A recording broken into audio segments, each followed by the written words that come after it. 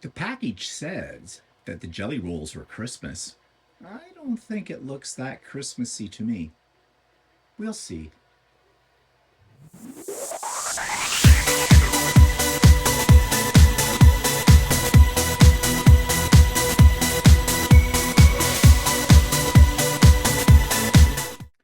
Good morning, everybody. It's Stephen here for Bland Designs and the Idiot Quilter, and welcome to my weekly vlog for Monday, July the 25th, 2022, vlog number 273 and day 867 of COVID.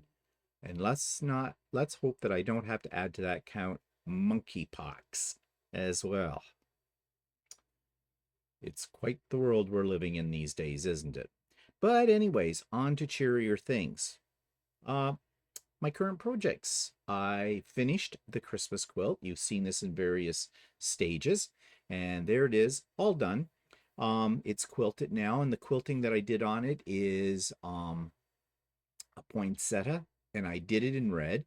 In this picture, it doesn't show up all that well, but it does look pretty good if you saw this in real life. And usually I never bother to take pictures of the backs of my quilts because they're usually one piece of fabric. Well, this time I pieced the back together. And down in the corner, you can see my label. These I had made through spoon flower. It's my logo for the Idiot Quilter. And yeah, I don't often remember to label my quilts. I'm trying to do that now that I have these labels. But anyways, so yep, there it is. And I'm very happy with it. And don't want to show that yet. Is there anything else I can show you here? Yeah, there is something else I can show you here, but this isn't it at the moment. And this is what I'm working on right now. This is supposed to be a Christmas quilt, but it doesn't really look like a Christmas quilt. The jelly roll pack that I use said it was Christmas, and very loosely. So I think this one's going to become a winter quilt or something like that. And believe me, I've had some struggles with this so far. This is only half of the quilt at the moment. I have to work on the next two rows. But I just thought I'd show you too. It's a work in progress. And yeah, I'm going to talk more about my difficulties with this one in the Idiot Quilter tomorrow. So stay tuned for that. Okay, so what's that take me to next? YouTube channel of the week. This is one that if you're into cooking or gardening, you're going to like this one. It's called Wyse Guide. This week's YouTube channel of the week is called Wyse Guide, not Wise Guy. Wyse, W-Y-Z, no, W-Y-S-E, Guide, G-U-I-D-E. This one I stumbled upon. Actually, I think one of my subscribers recommended this one to me. And it's basically a cooking channel. But this guy shows you some very interesting tips, tricks, and recipes. And most of them look like they're very approachable. However, I have to say one thing. You could create this into a drinking game for every time he adds salt to a recipe. He adds a lot of salt to his recipes. And I don't know if that's really good for you or not, but I'm sure you could adjust it to your own health needs. However, if you look here, he's got quite a few different recipes. If we go to his playlist, we can see how he has these organized. And weeknight dinners, Cinco de Mayo recipes, how to grow garlic, canning and preserving recipes, Thanksgiving staples, 25 days of Christmas, quick garden tips, etc. He has all kinds of very interesting recipes, and he does these in a very professional manner, which makes me think he has been on TV before and is probably a trained professional cook. In fact, I know he's been on TV before because he was on Rachel Ray, and he actually has some short videos showing his appearance on that show. But anyways, he's entertaining. His recipes are interesting and I think very manageable. And his videos are very, very professionally done. So I would suggest you check out Wyse Guide. And so you'll find a link to Wyse Guide in the show notes below. You will find a link for Stephen and Walter Live. Yesterday we talked about everything. It was kind of a depressing conversation. A lot of it brought on by the fact that Walter is a little bit under the weather and nothing serious, but he did pull a muscle somewhere. I didn't know at our age we had any of those left, but he did pull a muscle when he was cleaning out the eaves troughs, and he's been for the last couple of days in a lot of pain up in his shoulder, kind of a thing. I think today he's going to go make an appointment to see our family doctor and just have it, make sure that it isn't anything more than just a pulled muscle or whatever.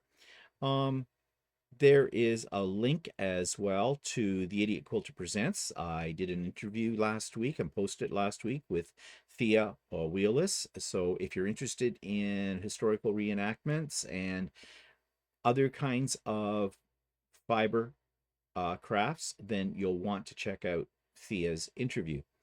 And there's an episode of the Idiot Quilter up there as well. And yeah, now you will find there isn't a link to So Chatty because we didn't do So Chatty this week because we were, well, I was anyways, very busy with a couple of other things, so which I'll talk about a little later on. So sorry, no So Chatty. And to be honest, we didn't have much to talk about on So Chatty this week. So yeah, so we'll double it up, sort of, next week, next Friday. Okay, so flip the page over, and it is looking out my window time. And here we go. And it looks like it's going to be a nice day. Now, we had rain last night. In fact, we had a thunderstorm last night around 9 or 10 o'clock or so. And yes, we definitely needed the rain. Things were starting to dry out because, like everywhere else in the world, we're having hot weather too. Not as severe, maybe where I live, but it's still warm. And right now it's very pleasant, 18 degrees outside at 10 to 8 in the morning. And yeah, it's looking like it's going to shape up to be another nice day. I'm not sure what the high is. The high, according to my watch, is 24 degrees Celsius. But I don't know what that will be once they work in the humidex, if there is any humidity today. Okay, so yep, another nice looking day coming up. Okay, so that takes me to what's pissing me off this week. Well, I already alluded to it. We talked a little bit about this yesterday on Stephen and Walter Live, but something very, very serious that really has me bothered. You know, of course, that there is an increase in something they're calling the monkeypox, which supposedly is a form of smallpox, which, we were told many years ago that because everybody in the world had pretty much been vaccinated that we wiped out smallpox. Yeah, no, we have not. There were certain pockets in the world where smallpox could occur, where people had not been vaccinated. Usually, backwoods communities or tribal situations, things like that. So it still exists. And just like any good disease, they tend to like to mutate, don't they? We know that from COVID. So here we go. We have a global warning or something about this disease. It's not a pandemic, but I'm not sure what a global warning means.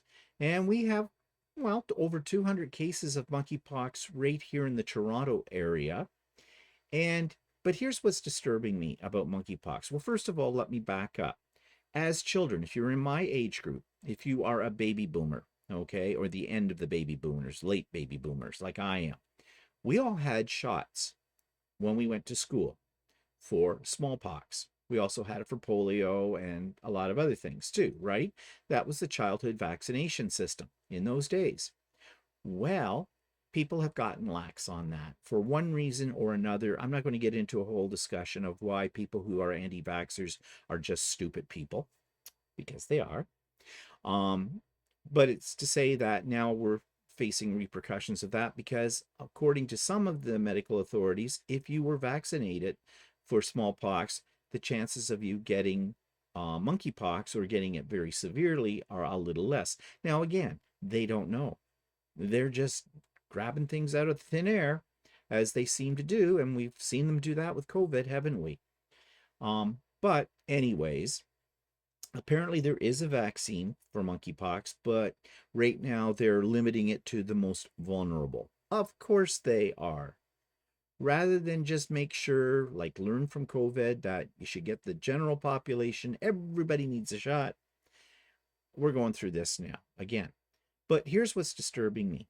And this is coming out of the United States at the moment, but that doesn't mean it's limited to the United States. I listen to several podcasts on a regular basis every week that have to do with the LGBTQ community. And what seems to be rearing its ugly head amongst the right, the extreme pro-Christian family values shitheads right, is that, can you tell this pisses me off? Yeah, it does. Is that this is a gay disease. Why? Because the first few cases of it came up with men who have sex with men. Oh my God, flashbacks to the 80s and the 90s with AIDS. And we know how that all worked out, don't we? This, let me say right off the top of my head, this is not a gay disease. Okay? Somebody picked up on the first few cases, those people happen to be gay. And so now there are those out there that are trying to report it as being a gay disease. It is not a gay disease. There is no such thing as a gay disease. Do you think a disease is that clever? Says, oh yes, I'm only going to do this with one group in our society. Let's get the gays with this. No, no, no. And if you think it's a gay disease, you're off my Christmas list and everything else too. Just get your head out of your hole, really, with that. So, no, it's not a gay disease. Anybody can get this for whatever reasons. They're still not absolutely positively 100% sure how it is transmitted. But there have been now cases found in children and in females in society and in straight people, everybody. Nobody is completely safe from this disease, no matter what your sexual orientation, what your ethnic background, what your religious beliefs are, anything like that. But to turn around and try to put the hands of time backwards and blame this on the LGBT community, you're a shithead. That's all I can say about you if you think that. And this time it's going to be a little different, because the gay community, the LGBT community, if this gets a little bit more severe, are going to fight back this time. We learned, if the straight population did not, we learned in the LGBT community what needs to be done when a disease comes like this, and when we in the LGBT community get this stigma for being spreaders of a disease. We will fight back. Mark my words. And this time, yeah, we know what we're doing. Okay? So, if you're thinking that you can't get it because you're not part of the LGBT community, think again. Think again. So, yeah, another disease, another year. Are we ever going to get out of this? I don't know. Okay, moving right along. Let's have some coffee. What do I want to talk about next? Oh, yeah, I have some things I want to show you. And this is my Ultimate Sewing Haul. That's the name of my local quilt store. On the weekend, they had a garage sale, basically getting rid of junk. But I found some junk I liked, so I bought it. And I'll just show you what that involved. Here we go. This is what I bought. Good prices. They had a whole bunch of these 3-meter cuts and some 2-meter cuts and things, basically ends of the bolt, I guess. All bundled up, as you see here, marked with how much was in the bundle, and $24 for 3 meters. That's really good. That's $8 a meter. That's half price at Shirley's prices for, and her prices are really good at Ultimate Sewing for quilting cotton. So I bought, as you can see here, 5 rolls. The reason I bought these is more for making them into backing for my quilts, because you need quite a bit. And like those, there's two rolls there with the leaves on them that are the same fabric. Those would pretty much, if I sew them together, are going to make a decent sized backing for a decent sized quilt. The other ones are a little smaller, 3 meters. I can piece those as well, or those will be great for table runners or smaller projects. And beside that, you can see there's two bundles there of 1/2 meter cuts. They are batiks, and I love batiks. And, it's always good to have some on hand. So basically, there are 5 1/2 meter cuts of fabric in those two bundles. Now, it says $45 on there. It was not $45. It was 25% off that. I think they were $27. Again, that's a really good price because let's see, I got in total 5 1/2 meters in each. So I got what, 5 meters total of 5 meters. Yeah, one, no, 10 meters? No, 5 meters. I got a total of 5 meters of fabric. So at, say 56, that's less than $6 a meter. That works out to. So that's really good, especially for batiks. So those are things that I picked up. Now, one thing that was on sale that I almost bought it. There was a Singer featherweight with a case for it. It looked in really good condition, and it worked.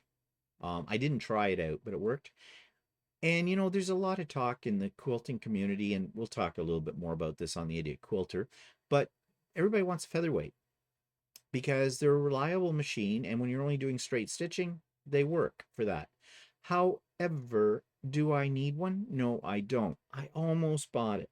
But now I have found out with the discussion on Stephen and Walter Live yesterday that $500 is not necessarily a great price for that machine. So I don't know. I don't know. I'll see. I don't know. Would I really use it? I mean, I have two sewing machines now as it is, and I usually am only using one. You can only use one machine at a time, kind of a thing. So yeah, I don't know. But it was tempting. It was very tempting. Okay. So that takes me to the 3D corner. What am I making? Well, I made these. Now, the one on the left is a smaller version of the one on the right. It is a little pot kind of a thing, but it had a really neat design on it. And more or less, I want to do a test to see if my printers could actually handle this. And it did. However, I can't use them as a flower pot because they are not waterproof. There are small little areas where they're not completely filled in. You can't see it in the big pot. They're just very tiny, but no, it's not going to hold water. So I am using it though. I'm using it to throw my little leaders and enders into near my sewing machine. And the little one, I'm using as a pen holder. So yeah, nothing goes to waste. I am working on some other things on my 3D printer. What I'm trying to do is come up with something that I can sort of mass produce and can be like gifts at Christmas time that are cute. I have an idea for one of my Gus the Gnomes and to involve it with some freestanding lace embroidery. But I'm still playing around with that idea and I haven't really got anything to show you on that yet. So maybe next week I will have. My first priority is to finish that quilt that I just showed you that's hanging up on my bookcase. And then I can work on some of these other little projects. Okay, so that's about it. Oh, and I just put in an order. 3D Printing Canada, company that's been around for a bit of time, but I've never really ordered anything from them. Well, that's not completely true. I did order a few weeks ago some parts for my printers from them, and I was impressed with one, their price, and two, how fast I got it and everything like that. So I thought I need filament, so I decided to do a filament order. I'm a little worried about the filament order because I ordered something that it was a really good price, the filament. I forget what they called it, but it's like it's not a name brand that I've heard of, although it seemed to have a good reputation. The one thing is if it doesn't work out very well, I will write to the company they're just in Hamilton, which is on the other side of Toronto, I will send them an email and say, if I'm not happy with something. So I'm taking a chance. I also ordered some spare parts for my printers as well. I'm thinking of doing a little experiment with one of my printers. For those of you that are not 3D printing people, you may want to fast forward through this little part here because this may bore you to tears, or you won't understand what I'm talking about.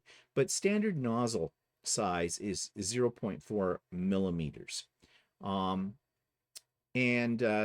That's the industry standard, but you can get larger nozzles, and I have some. I was watching a video yesterday or the day before where someone was talking about using a 0.6 millimeter, which is a little bigger. It made printing a little faster, and they said it gave you the same detail and things like that. So I'm thinking I might do one of the printers, maybe the original Ender 3, which I got gifted to me. Maybe I will try it in that one and see what happens, an experiment. It's just a nozzle change. I think, I don't know though, I may have to change some other settings in the slicer program for this as well. But yeah, I think I'll just experiment a little bit because, to be honest, I need to now, I've kind of exhausted the level I'm at for 3D printing now. I need to now start challenging myself and learning a little bit more. Because to be honest, I'm getting bored with 3D printing. Yeah. Well, I have a room full of things, as you can see behind me, and that's just part of them, all over my walls. Trinkets, I guess. But anyways, I'll see what happens if I replace the nozzle with a little larger one and play around with it. Okay, so that takes me to Blasts from the Past in terms of trips. I have been featuring the videos I made when we went to Australia in 2018. Wow, 4 years ago now that's been. Hard to believe. But this is an interesting place called Kangaroo Island in Australia. You had to take a ferry to get there. Yes, there are kangaroos on this island and other things. So here is part 1 of Kangaroo Island in Australia on February the 20th, 2018. Okay, so today we're on our way to Kangaroo Island, and that's right over here. And we're on the ferry. And so way over there in the distance is Kangaroo Island, and that's where we're going. It's about 40, 45 minutes to get over there.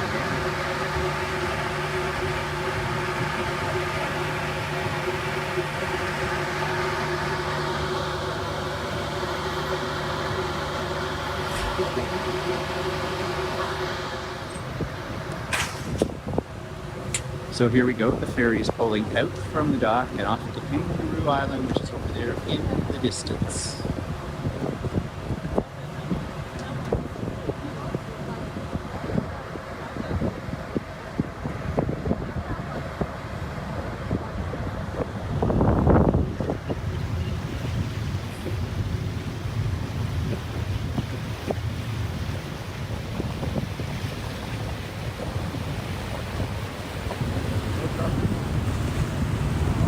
Try not to.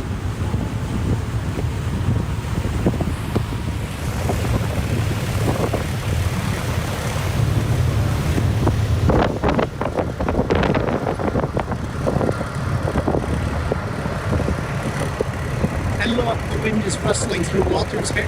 Oh no, it's not.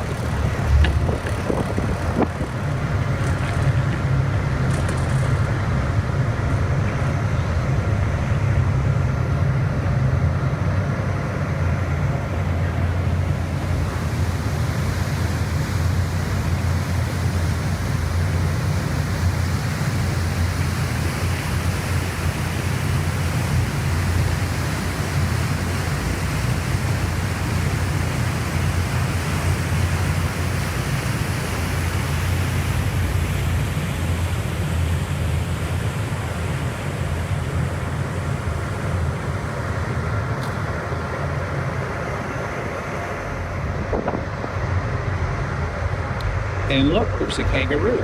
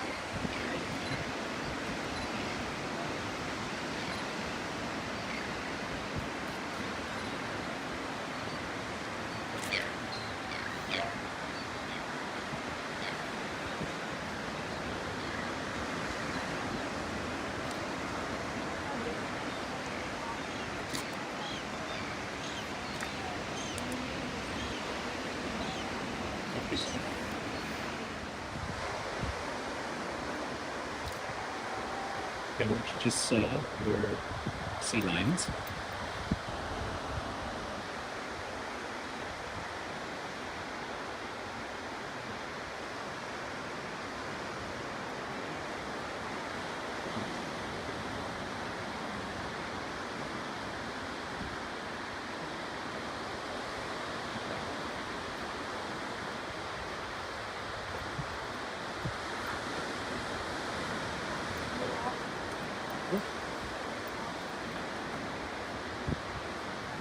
Alright, we'll start right at the bottom and we'll work our way up. So when the sea lions are first born, they're this beautiful dark brown chocolate fluff ball. Very cute, but bigger, bigger. So they grow up, they molt, and they go silver grey in colour, which is basically what you're seeing along the beach. Everyone's pretty much silver grey. So it does get a little bit difficult to tell who's been on the beach at that stage. The females will be silver grey their whole life, just get bigger, up to about 80 to 100 kilos. That's it. Now the young males are also silver grey for a while. Got a couple of things to look out for if you're a young male on them. You want to look for a thicker neck on them, a bit of a square nose. The boys have kind of got big wolf heads, they're a bit deep headed. Take that as a village vibe. They go a bit brown in some areas and they often have scars on them. Now the reason for this is those are the most annoying ones to call it, especially the young ones. They're teenage males before. Those ones picking fights everywhere, they're going fighting, sleeping sea lions on the back of the head there. So that's how you know it is a mature breeding bull. So they get that at about 8 to 10 years old. And that blonde patch is actually how they got their name, sea lion. So when people were first sailing around in their boats, having the time of their life, they saw that blonde bit bobbing in and out of the water. They thought of a lion's mane, a lion in the back, and then looking after their baby for about 17 months. So they did enough of that sort of basically, and she's ready to have another pup. So you can imagine the whole in the water, just after that big bull, with little head bobbing around. Like big having a big fan of that breath. They do actually have lions. They sleep on them. The sea lions are not born in one time. They take ocean, go quite funny to watch the mums and learn from the mums. How to get in here, they close the hole, flush their beard, come back out, pumps the food. But on cold days and cold nights, they actually walk up to the gym. So they only covered hair that's just like ours. They've got 1 inch length of the tunnel of the thick hair. So they walk themselves up. You can see they do walk on all 4 feet. We've got one doing that right behind me. I don't have given up already. Walk themselves up, hide in the bushes, between the dunes, out of the wind and out of the cold weather as well. As it warms up, come back down to the beach, hang out.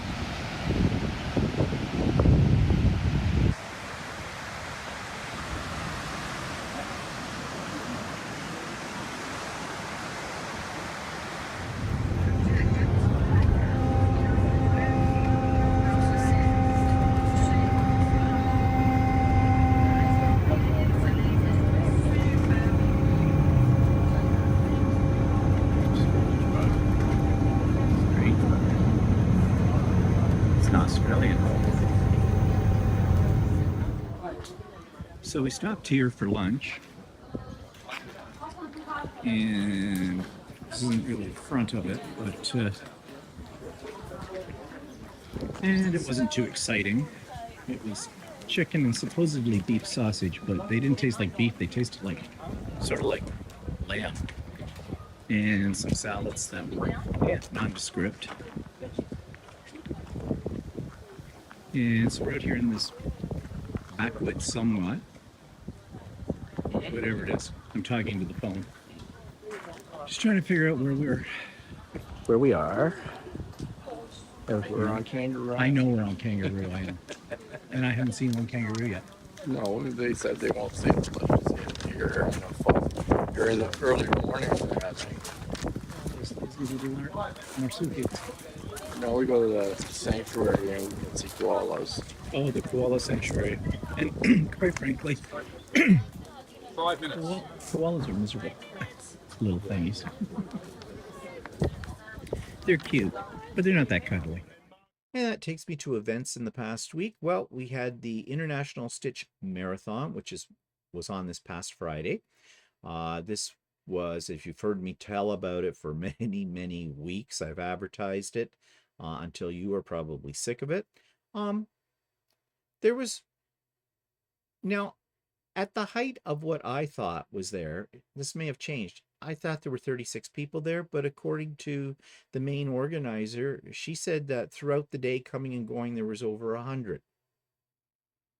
I didn't see that, but maybe there was. But either way, it doesn't really matter because everybody that was there seemed to have a really good time. And it was fun, and it's always nice to get together with other people. And plus there was some great discussions about various topics, just impromptu kind of things, but very educational. I learned some things, other people learned some things, so it was good. They are talking about doing another one in October or November. I'm not going to be so involved with those because I'll be getting ready for my own retreat in October. More to be said about that shortly. Okay, so overall, if you were there, I hope you had a good time. I think a few people had wrote to me and said they had sat in the waiting room to get in and no one let them in. And I did not see that, but I didn't have access to be able to do that either. That was dependent upon the main organizer. And it's very easy when you have that number of people on a site to miss somebody when they trying to get in. That's really why I never use a password. Mine are always set up so that you just automatically get in. Now I monitor it though to make sure, there are crazy people out there, and you don't want crazy people in your event. So, I will eliminate those very quickly. But to date, I haven't really had any major problems with that. But when you put it in that someone has to put in a password, then they have to sit there and wait and, well, whatever. So yeah, but overall, I think it was a good day. Let's see what else. I've already talked about the garage sale at Ultimate Sewing, and that was fun. But as I said, there wasn't that much to get. Now, if you wanted a sewing machine, I think Shirley had some bargains happening on sewing machines, but I wasn't in the market for a sewing machine. She's trying to make room for the Christmas stuff, and I think that's coming out next month. Well, next month's next week, isn't it? So yeah, and I will be in there to check that out, and that and her Halloween things and stuff like that. So yep, more to come. Okay, so other event this week, well, I already mentioned, and we talked about it more extensively on Stephen and Walter Live. Walter did hurt his arm. I'm a little worried about this. He does tend to look at the most extreme things when anything happens to him, to the point that it bothers me a great deal because, well, I'll be upfront about it. He talks about death. He thought maybe possibility he could have a heart attack, be having a heart attack. I mean, the pains were up in here, and in the back. It sounded to me like he pulled a muscle, but he wasn't sure how he did that. Well, it doesn't take much when you get to our age, does it? You turn quickly one way and you throw your neck out. That happens to me. And it's happened to my back as well. Yeah, and you don't know how you did it. And that's what he said. He doesn't know how he did it. Well, he was up on a ladder cleaning out the eave troughs in on our house. He doesn't do that every day. So yeah, it's very easy. He was probably overextending his reach, you know, things you shouldn't do on a ladder. And it's just easy enough to pull something. It doesn't take much. It really doesn't. So for the last few days, he's been in a fair amount of pain. Talked about going to emergency in the hospital, but right now, if you can avoid the emergency, do, because you're going to sit there for a day, literally a whole day or more. Because if you're not on a gurney, if you're not holding a severed limb and you're not splurting blood all over the waiting room, they're not going to look at you because you're not top priority. The nurses are so overworked, they're not coming into work. They're taking sick days and things like that. And who can blame them? They've gone through hell, and our government has not supported them in one way or another. Our government was just revealed by an audit report that there was over $1 billion that was set aside for hospital that they have not spent. Idiots. Just idiots. Um, and we put him back into power. Doug Ford, yeah, idiot man. Like, stupid, stupid, stupid. Now, mind you, there was, it was when we did have the provincial election a month ago, um, it was basically a choice between Dumb, Dumber, and Dumber. Uh, yeah, but and not saying that any other parties or any other premier would do a better job. Not the ones we have to select from right at the moment. But whatever. So I said to Walter, so what's going to happen in the emergency? You're going to sit there. Eventually, when you see somebody, they're going to say, yeah, you probably pulled a muscle. Take a Tylenol 3, call us in the morning or don't. And go see your family physician. So, yeah. Now, I have to say, though, personally, I was I was concerned. Because in the back of my head, I'm going, what if this is something more serious than it really is? You know, um, I don't deal well with other people's pain. Um, Maybe I'm hard-hearted. I don't know, with it. But most of the time, I don't deal well with it. I don't know what to say. I don't know what to do. And what can you do? I'm not a doctor. But anyways, I'm hoping this morning when he finally gets up that I know he's putting on some hot and cold compresses on his back where it's bothering him. But he is going to call once he gets up this morning. He's going to give our family doctor a call, get in there, see her. She'll take his blood pressure, listen to his heart, and say, yeah, it probably is a strained muscle. However, I'm going to send you for x-rays and an EKG or whatever, because that's what doctors do now. General practitioners don't do anything except take your blood pressure, listen to your heart, occasionally give you a physical. And refer you to specialists, because that's what our medical community has become. And back in the dark ages, general physician basically was somebody who knew a little bit about everything, and he didn't send you, or she didn't send you to a specialist for every ache and pain.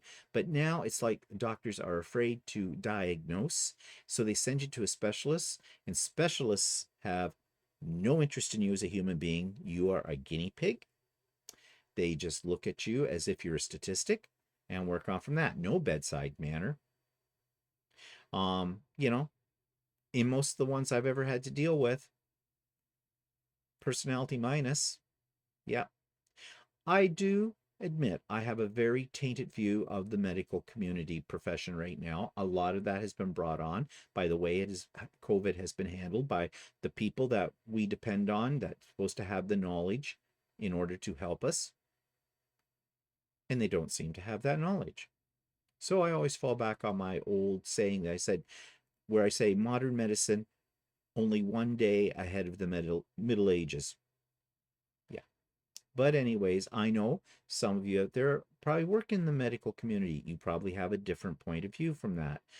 But, I'm sorry. I know it's a hard job. I really appreciate what nurses do and other people in the hospital and medical system. I know you're overworked. I feel for you, the whole bit. Um, but you know, when it comes down to, you know, the hospitalization system in general and my personal health or the personal health of my husband, um, yeah, I'm a bit cynical about it. Anyways, I don't know how I got onto that rant, but hopefully Walter will recover. So that takes me to what's coming up. Well, this is sort of related. Um, the birthday dinner that just won't go away. We were supposed to go out tonight. You know that I've had to cancel the my birthday dinner at the keg because, well, on my birthday week, my sister, we went out with my sister and my brother-in-law and the two kids, and you know, had like a family thing that we were trying to get together. So I thought the next night when I had the reservation, it would be a little too much, you know, all at once. So I tried to schedule it for last week, but I couldn't get out on the patio because I thought it is summer. It'd be nice to be on the patio at the keg, and it didn't seem to have anything available. So I still booked it, but booked it for indoors. Walter said he thought, well, maybe we could just book it a little later. Maybe the following week, which is this week, maybe the patio would be open. So I said, okay, fine. So I canceled that reservation. I made another one for tonight. Now it looks like I'll be canceling that one because I don't think Walter is up to this. So, yeah, my birthday dinner is no more. We will go to the keg, but, you know, I don't know when, another couple of weeks or something like that. We'll have a nice dinner out and everything.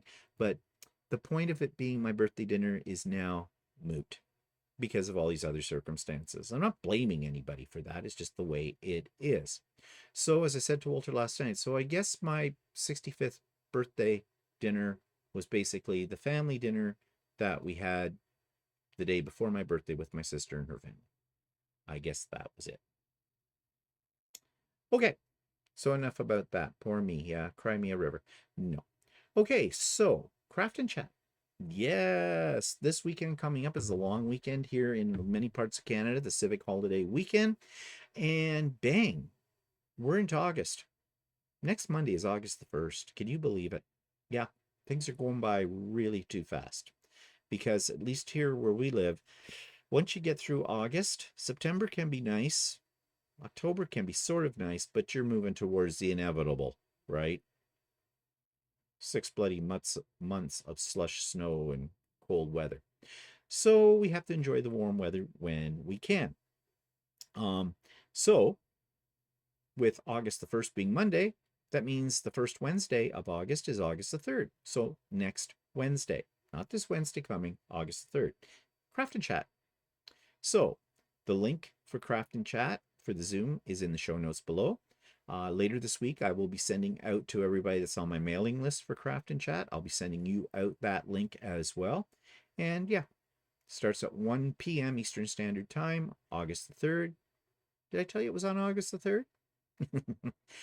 And yeah, we will have a good time doing whatever you want.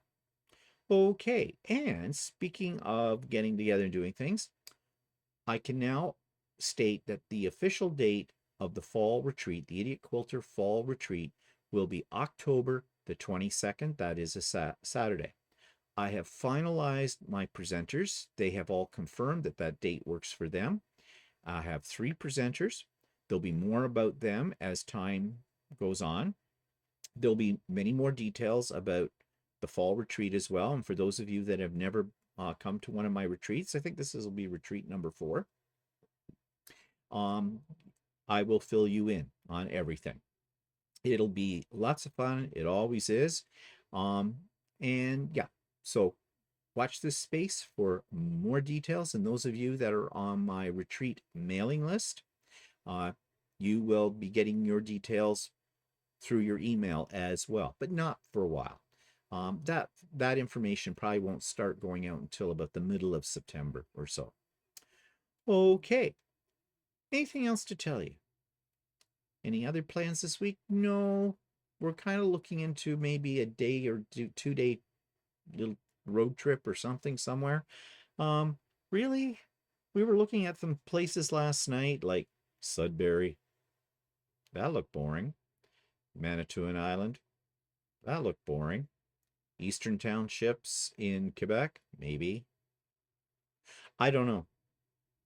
Um, you know, we'll have to see. I would like to kind of just get out because I'm getting a little stir crazy kind of a thing, you know. But at the same time, well, you know, we're still up in the air about all these bloody diseases, but do you live your life in a box? So we'll see. So my travel agent, Walter, is looking into some possibilities.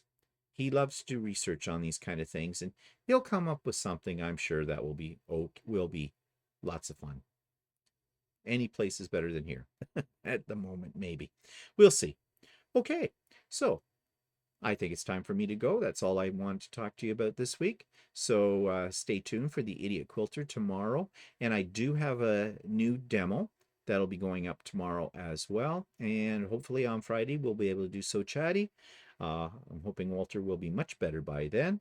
And then, of course, Stephen and Walter live next Sunday. So, yep, busy week. So I hope you have a good week, and we'll see you later. Bye-bye.